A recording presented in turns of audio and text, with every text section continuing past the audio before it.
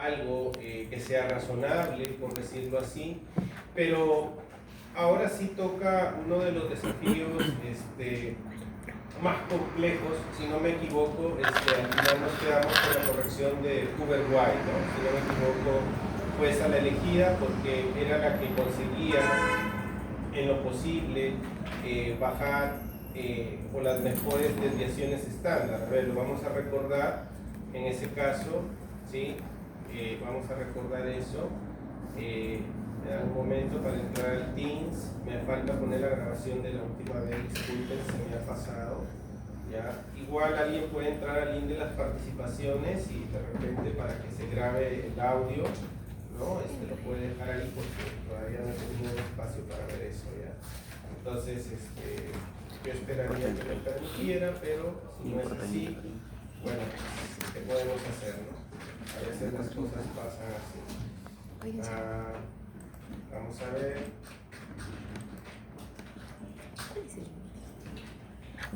De participación.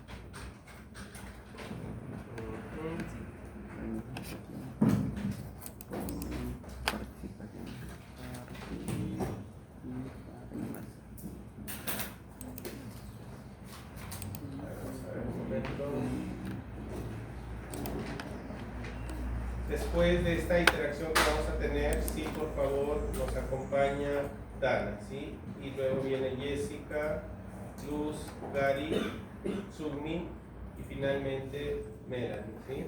Bien, entonces vamos a empezar y voy a generar la grabación de esta sesión, en este caso, ¿sí? Un momento, ¿sí? Y la voy a empezar a generar. Bueno, ¿qué es lo que vamos a ver ahora? Si bien es cierto, el modelo ha pasado ese detalle.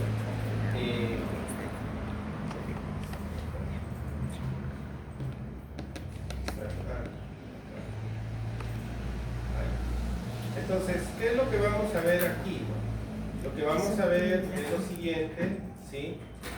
Ya hemos pasado esto y vimos que la mejor corrección, particularmente, sí, en ese caso era la corrección de Hoover-White. Si vimos que la corrección de Hoover-White era la que finalmente conseguía generar estimadores con una menor desviación estándar respecto a los demás, ¿no? Fue la que elegimos, si mal no me acuerdo, 15 contra 20, 441, 19, bueno, acá sub 30, 20 sube un poquito, 19, 10, pero es la que más baja porque las otras correcciones más bien tenían desviaciones estándar que eran mucho mayores. ¿Hay alguna pregunta? Levanto la mano. Creo que no está grabando, profesor, la clase.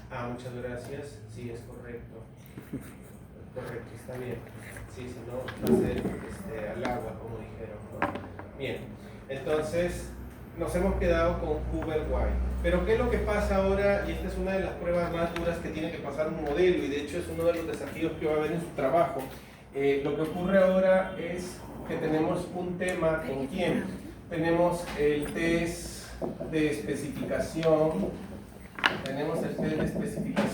econométrica. Sí, una prueba casi un poco compleja de pasar en varios modelos. El test de especificación econométrica, particularmente, ¿sí? Lo que tiene que ver, ¿sí? Es con lo siguiente, ¿no? El test de especificación econométrica tiene que ver, o también llamado Ramsey, ¿no? En este caso RECEP, ¿no? Aunque esa va a ser la última etapa, ¿sí? Permítanme ahí, me voy a saltear un poco, ¿sí? Esa va a ser la última, porque me estoy salteando allí. Está el tema, ¿sí? De la estabilidad paramétrica. Eso es lo que continúa ahora. La estabilidad paramétrica, ¿no? ¿Qué cosa es esto? Básicamente la estabilidad paramétrica es lo que evaluamos, digamos, es la evolución, ¿no? De los estimadores, ¿sí? La evolución de los estimadores en el proceso generador de datos. ¿Quién es el proceso generador de datos? Bueno, es la base de datos, la data, ¿no? Entonces, ¿qué cosa es lo que tenemos nosotros? Nosotros lo que tenemos es, por ejemplo, una variable y que evoluciona en el tiempo, ¿no? Y yo he modelado esa variable y ¿A través de quién? De un determinado modelo, ¿no? Que tiene X variables, ¿no? Y el término de error. No, bueno, a poner ahí. ¿Cuál es el problema? El problema es que nosotros lo que esperamos es que el modelo tenga la característica de estabilidad en los estimadores. ¿Qué significa la estabilidad en los estimadores? Yo para todo este proceso he estimado los betas, ¿ya? He estimado los betas para este proceso. ¿Y qué es lo que yo esperaría? ¿No? Lo que yo esperaría es que ese beta en cualquier lugar que se pudiera distribuir de la muestra total, en cualquier subperiodo que pudiera distribuirse, le vamos a colocar T para que sepan que nos estamos refiriendo al periodo, en cualquiera que pudiera distribuirse, yo lo que debería esperar es que beta, ¿no?, se mantenga. No exactamente idéntico, pero supongamos si beta es 0.9, entonces yo debería esperar, ¿no?, que por ejemplo en un subperiodo podría obtener como 85, en otro periodo como 89, en otro periodo como 0.91. O sea, una característica particular del modelo de regresión lineal es que los estimadores que obtengamos deberían caracterizarse por ser estables a lo largo de todo el proceso generador. ¿Por qué es importante que sean estables? Porque yo tengo que hacer inferencia, yo tengo que analizar ese valor con una característica, ¿no?, de que su comportamiento es particularmente universal a lo largo de todo el periodo. ¿Ok? Porque nosotros queremos decir, ¿no? Alguien me pregunta, oye, ¿cuánto es la propensión marginal a consumir más o menos en el Perú? Bueno, 60%, ¿no? Yo debería esperar que si yo he encontrado un beta del 0.6, que sería la propensión marginal a consumir, pues a lo largo de subperiodos distintos podríamos decir que es 0.55, 0.58, 0.6. Entonces, el modelo es estable porque lo que me está mostrando es que el Perú tiene como característica particular que es una sociedad que es muy propensa a consumir. ¿Cuándo tendríamos algunos problemas? Si por ejemplo decimos, bueno, en este periodo, ¿sí?, 0.55 y en otro subperiodo si yo testeo, no sé, por ejemplo sale 1.6. Ya no tenemos mucha correspondencia en los valores, ¿ok? Y un modelo que es muy frágil, su estimador, que no es estable, no nos es útil para efectos de análisis, porque nosotros necesitamos un modelo que encuentre qué cosa el comportamiento en lo posible más aproximado a esa realidad que refleja el periodo de datos. Para evaluar eso hay pruebas, son las siguientes. Vamos a empezar primero. Son las pruebas más conocidas, son gráficas, son las pruebas, el test de Q-sum, el test de Q-sum cuadrado, son los que más utilizamos. Estos test lo que utilizan como input son los residuos recursivos, ¿no? ¿Y qué decimos como hipótesis nula? Lo que decimos como hipótesis nula, el modelo, ¿no?, presenta estabilidad paramétrica.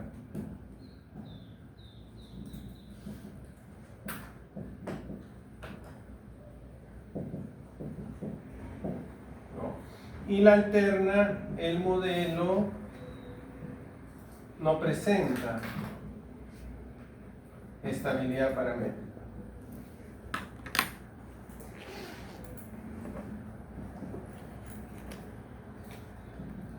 En síntesis, ¿qué cosa es la estabilidad paramétrica? ¿No? Que el beta que aproximamos tenga esa capacidad, ¿no?, de mantener, ¿qué cosa?, su valor a lo largo de distintos subperiodos. ¿Ok? Eso es. Bien, no es otra cosa más. ¿Cómo evaluamos eso? Para evaluar eso, generalmente son estas las dos pruebas más utilizadas, el test de Q-sum y el test de Q-sum al cuadrado. ¿Cómo accedemos a la prueba de Q-sum? Vamos a View, ¿sí? Vamos a diagnóstico de coeficientes y ahí en diagnóstico de coeficientes vamos a dar clic, en este caso, acá, no, perdón. Vamos a, disculpen acá, diagnósticos de estabilidad, Stability Diagnostics, vamos a diagnósticos de estabilidad y vamos aquí justamente a residuos recursivos, view, diagnóstico de estabilidad, justamente residuos recursivos, y ahí en la opción tenemos al test de Q-Sum. Es un test gráfico, básicamente. ¿Cuándo vamos a aceptar la hipótesis nula en este test de que existe estabilidad paramétrica en el modelo? Si es que los residuos recursivos no pasan las bandas de confianza. No hay un valor crítico propiamente, son los residuos recursivos, y verificamos, ¿no? En este caso sí podemos concluir que existe evidencia de que el modelo tenga estabilidad paramétrica porque los residuos recursivos no salen de las bandas de confianza. ¿Y qué significa eso? Que los betas que hemos estimado podemos confiar de que ese valor es el obtenido a lo largo de todo el periodo de estimación, para cualquier periodo específico. ¿Sí? ¿Alguna duda con eso? Es un test netamente gráfico. ¿Sí? No tenemos un valor calculado, un valor de tabla. Lo que tenemos son las bandas que se generan del propio views. ¿Y qué es lo deseable para nosotros? Es que estos residuos recursivos que computa el propio views y que mayor detalle está en el libro de Castro, no sobresalgan de los intervalos de confianza. Entonces, estamos contentos porque el modelo está cumpliendo con esta propiedad. Entonces, ¿qué diríamos aquí? Mediante el test de Q-Sum, ¿no? El test de Q-Sum. Mediante el test de Q-Sum lo que diríamos es, dado, ¿no?, que los residuos recursivos no exceden a sus intervalos de confianza, ¿no? Por lo tanto, se evidencia estabilidad paramétrica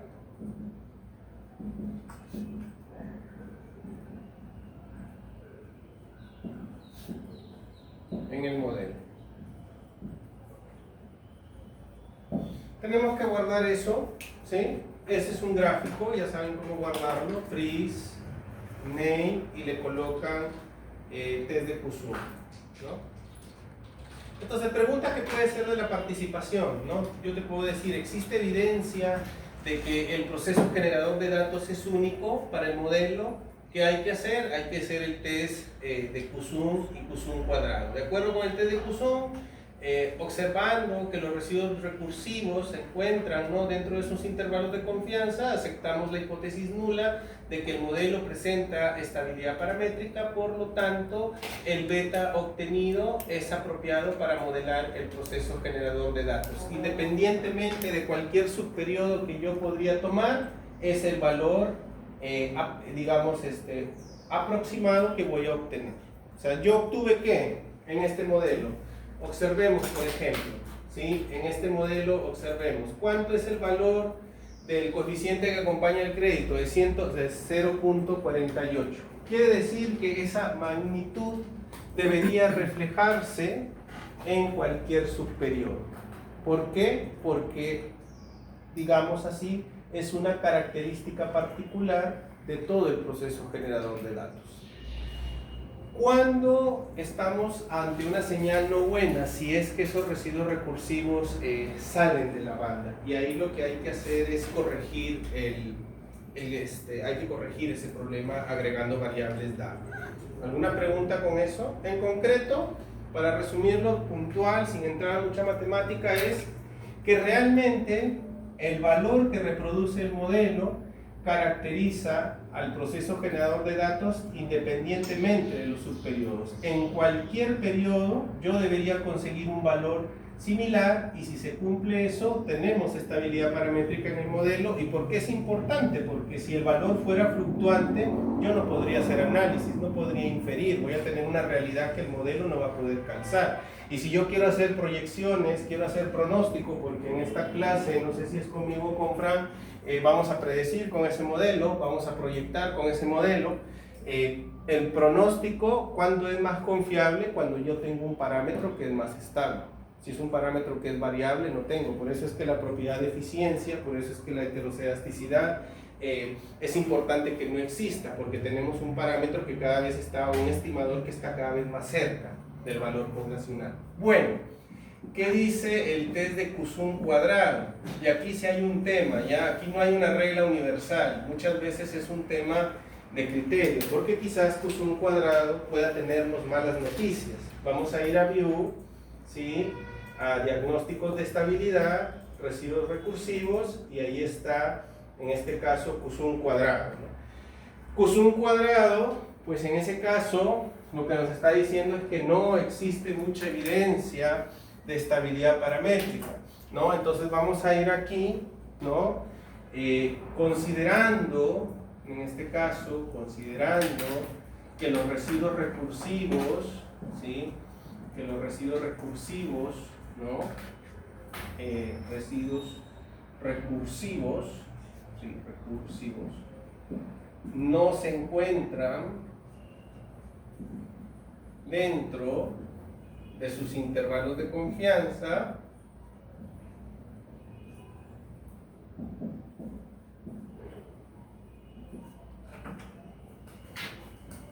no existe evidencia de estabilidad paramétrica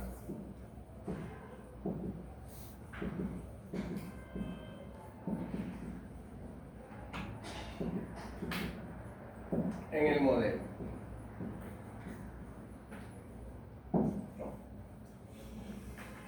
Y ahí como que hay un tema, ¿no? Porque ya me toca a mí como econometra decidir, ¿no? Hay un test que me dice que no, hay un test que me dice que sí, qué cosa hago. Claro, los supuestos de heterocedasticidad, autocorrelación, multicolinealidad son los más estrictos por ser los madres del modelo. Estos son unos aspectos más que todo complementarios. Lo que yo debería esperar en este caso es que al menos una de las pruebas, para poder aceptar un modelo de manera conservadora, al menos una de las pruebas, sobre todo ustedes que están redactando su trabajo, al menos una de las pruebas debería tratar de validarnos este supuesto. Porque de la experiencia que tenemos en años con Frank, es muy difícil a veces corregir y hacer que todas las pruebas vayan en el mismo sentido. Entonces, como un criterio razonable, lo que yo puedo decir es que existirá evidencia de estabilidad si al menos en una de estas pruebas, ¿no? Se evidencia, ¿no? Que existe. En este caso, para nosotros, tenemos que si hay una noticia positiva, al menos con la prueba de Poisson. Y teniendo esa noticia positiva con la prueba de Poisson, nosotros podemos decir de manera moderada, mesurada, conservadora, puedo aceptar la hipótesis de que el modelo cumple con la estabilidad paramétrica. ¿Qué quiere decir? Que ese valor obtenido se reproduce en distintos periodos del proceso generador de datos. ¿Quién es el proceso generador de datos? La data de todas tus variables dependientes. ¿Ok? ¿Cómo guardamos eso? Freeze, name, y esto es, le vamos a poner Poisson Q, ¿ya? Poisson cuadrado le vamos a poner a eso. ¿Sí? Ahí están guardados, Poisson. Bueno, le puse test. Ya le voy a colocar a uno Poisson y al otro Poisson cuadrado. Poisson Q, que es en quadratic, ¿no? Que es ya deja el inglés a un rato, me dijo un compañero. Ya, entonces, Poisson cuadrado, ¿ya? Entonces sí podemos concluir que nuestro modelo mesuradamente pasa esa prueba. Bien, tenemos un test que también podemos reforzar y que es gráfico, ¿sí? Pueden ir a View, test de estabilidad, residuos recursivos, y pueden ir al último, que es la prueba de residuos recursivos, o perdón, la prueba de coeficientes recursivos, que es una prueba un poco más, digamos, que podemos ver los coeficientes en detalle. Aquí, ¿qué es lo que vemos? Voy a maximizar. Aquí lo que vemos es los coeficientes, cada uno de los coeficientes del modelo en mayor detalle, ¿no? Y bueno, lo óptimo es ver que el coeficiente, cada uno de los coeficientes estimados para el modelo a lo largo de todo el proceso generador, a lo largo de todo el comportamiento de la variable dependiente, no tenga un comportamiento muy errático, ¿no? Por ejemplo, podemos ver el intersecto es el primero, no es de nuestro interés, sigue el desarrollo financiero, tiene un ligero pronunciamiento aquí, pero en los periodos posteriores se ha estabilizado.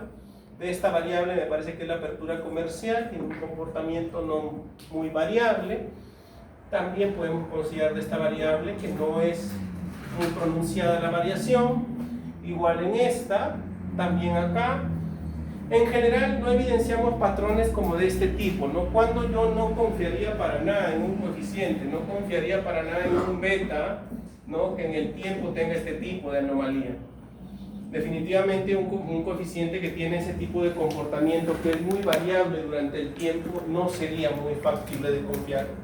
No es muy obligatorio, es opcional, es más que todo para que ustedes lo agreguen en su trabajo, porque de repente Fran les podría hacer la pregunta, está bien, el Q1 te dice que sí, el Q1 cuadrado te dice que no, está bien, concluyes que de manera mesurada puedes indicar que se cumple con ese supuesto en el modelo, que tus estimadores obtenidos son estables, pero de cierta manera uno nos dice que sí, otro que no, tu carácter moderado, tú puedes decirle sí. Adicionalmente hemos hecho esta prueba de residuos recursivos y vemos, salud, que los coeficientes estimados no evidencian fluctuaciones muy erráticas, por lo que podemos confiar en su carácter estable. ¿Ok? Y con eso está. Y ya hay ustedes en el libro de Castro explica otras pruebas complementarias, ¿sí? Explica otras pruebas complementarias que les voy a mostrar. Tienen también, ya es cuestión de que ustedes le den una mirada, tienen el One Step Forecast, que es la misma lógica, no deben salir los valores de las bandas, aquí en este caso habría no estabilidad paramétrica.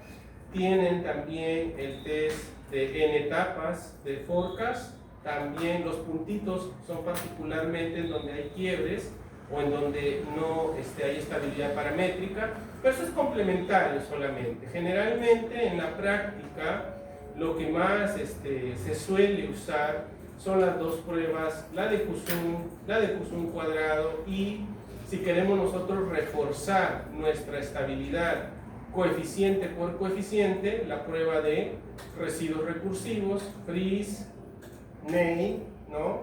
Y esto lo vamos a guardar como residuos recursivos. ¿Sí? Residuos recursivos, ¿no? El libro de Castro tiene una bien interesante la discusión que hay sobre este tema. En general estamos contentos porque se puede aceptar, ¿no? La estabilidad paramétrica en el modelo, ¿no? Y aquí podríamos decir el último, el test de residuos, ¿no? Recursivos, ¿no? El test de residuos recursivos, ¿no? Lo que podemos ver en general, ¿no? Se aprecia, ¿no? Se aprecia que los coeficientes estimados, ¿no? Coeficientes estimados no evidencian un patrón, errático,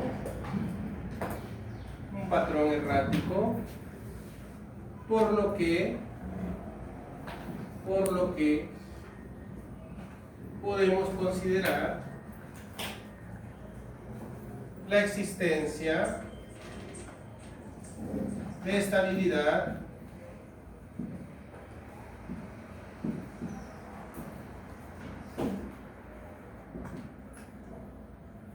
paramétrica en el modelo.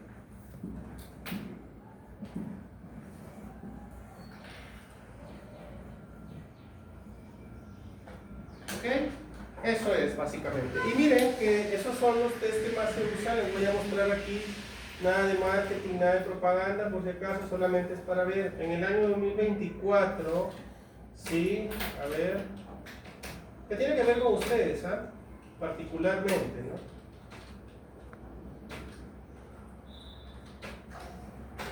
Ya salió este documento, sí, con unos colegas de la UCI, ¿sí? Entonces, ahí estamos, ¿sí? ¿Quién será ese pata? No sé, pero bueno, entonces estamos allí y más o menos es para que vean, esa es econometría de series de tiempo, ¿sí? Esto es econometría 2, ¿sí?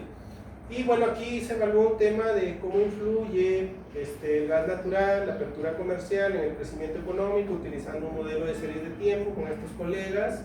¿sí? Y por ahí van a ver justamente que el modelo tiene que pasar el test de estabilidad paramétrica, y ahí están justamente los dos test que más se presentan, ¿no? En un paper, ¿no? Se presentan el de Kusun y el de Kusun cuadrado. Bueno, allí, con suerte, ¿no? Porque la econometría juega un poco de suerte, eso es cuando hacen trabajos y tesis, si los datos quieren calzan, si no, no quieren, y simplemente hay que buscar otro tema. Es lo malo que a veces pasa en esto, ¿ya? ¿Ok? Pero en ese caso sí cumplía con los dos, ¿no? Pero cuando nosotros podemos tener de repente evidencia que solo uno, lo que podemos decir es que de manera moderada, de manera conservadora, podemos aceptar ¿qué cosa? La hipótesis de que el modelo presenta estabilidad paramétrica. En econometría nada está escrito en piedra, es una cosa que deben saber, no es que es así y es así, no. O sea, yo puedo tener un sustento para aceptar un modelo, pero siempre y cuando sea razonable, aceptable y defendible desde una arista económica y estadística y econométrica. ¿Ok? En este caso, alguien me podría decir, ¿no tienes la estabilidad? Sí la tengo porque al menos uno de los test evidencia, y aparte me refuerza el hecho de que los coeficientes no evidencian fluctuaciones pronunciadas. ¿Ok? Es la forma. Sí, miren que hay un dato curioso, ¿no? Con Fran nos metemos a estas cosas de fondo porque si ustedes van a varios textos econométricos, la mayoría se quedan solamente en detectar, muy pocos son los que corrigen y muy pocos cursos es en donde a veces nos metemos hasta esto. Pero es que hay que defender el modelo porque en algún momento, a ver, yo tengo acá algo para ir mostrando, marketing no es, ¿ya? Por si acaso. Bien, entonces, por acá está, si en algún momento van a formular sus tesis, cuando yo enseñaba en la Nacional de Piura dicho curso, que hoy no lo quiero enseñar porque es bien desafiante, la verdad, es ser profesor de tesis. De hecho, Fran ha estado y casi ha terminado desmayado porque es muy desafiante, la verdad. Hay una sección aquí de documentos de investigación, pero allí lo que pueden encontrar es muchas tesis que apoyé a varios chicos, ¿no? Les puede servir cuando tengan que formular sus propuestas, ¿no? Hay varios modelos ahí que se quedaron grabados, ¿no? Y bueno, pueden ver qué cosa tiene un proyecto, cómo plantean un problema, una metodología, qué sé yo, ¿no? Con aras al curso de tesis que van a ver posteriormente. Pero bueno, vamos ahora por acá. Aquí yo puse mi tesis de pregrado, ese fue en el 2009. Yo hice algo simple, como están viendo ahí, un modelo para ver de qué dependía que lleguen los visitantes internacionales al Perú, de qué dependía que lleguen turistas al Perú. De hecho, se podría hacer, la última vez que se ha hecho es hasta el 2007, no se ha hecho nada desde el 2008, no sabemos si las variables siguen siendo las mismas, pero más allá de eso, lo que quería que vean es cómo sí nos es útil lo que estamos aprendiendo, porque finalmente en una sección de anexos sí debemos consignar sí, nuestras pruebas, ¿no? La que van a ver con Fran, la normalidad que es con el Hackerberg. Aquí está la prueba que les he mostrado hace un momento, la de residuos recursivos. Claro, lo óptimo es que en un modelo te saliera más o menos así, ¿no? Aquí sí se ve evidentemente que la gran mayoría de estimadores son totalmente estables, no tienen casi mucha fluctuación. Pero en el ejemplo que hemos visto también, ¿no? Pero cuando tenemos eso, es una señal positiva, ¿ok? Y acá está justamente la prueba de residuos recursivos, estas pruebas que les hablaba adicionales, ¿no? Y bueno, yo tenía igual en mi modelo, ahí lo comparto, lo transparento, solamente la que me daba indicios de que puedo aceptar que hay estabilidad, como están viendo, es la de Kusun, porque la de Kusun cuadrado me mostraba que no había evidencia. O sea, siempre podemos decidir en estas pruebas de manera conservadora, porque son supuestos a veces un poco no tan fáciles de superar, ¿sí? Y bueno, ahí está todo lo que están aprendiendo, las tesis. Bueno, no nos va a quedar tiempo, pero en algún momento podremos conversar cuando hagan su trabajo de investigación, si usan este tipo de modelos, cómo presentar sus anexos, pero eso ya será otra conversación posterior. Bien, haciendo una pausa allí, vamos a ir a nuestro siguiente partícipe, ¿sí? Nuestro partícipe, o nuestra partícipe, Dana.